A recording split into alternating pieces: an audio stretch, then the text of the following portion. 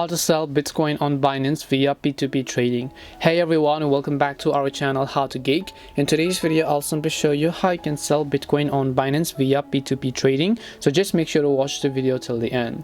In order to sell crypto on Binance via P2P trading, what you need to do is first of all, just go ahead and launch the Binance application.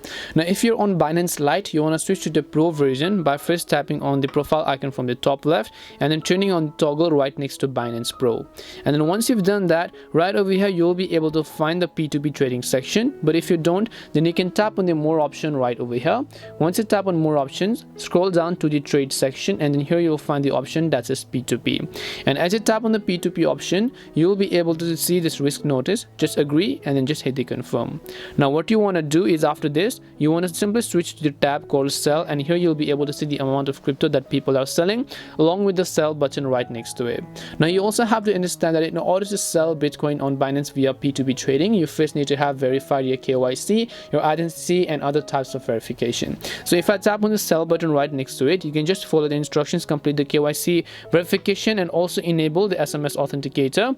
And once you've done that, you can just go ahead and then enable it. And then as you do that, you should be able to go ahead and successfully sell your Bitcoin on the Binance app via P2P trading.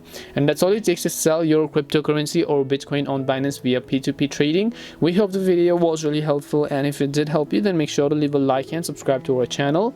If you have got any more questions, then make sure to leave them down. Thank you very much for watching, and see you in the next video.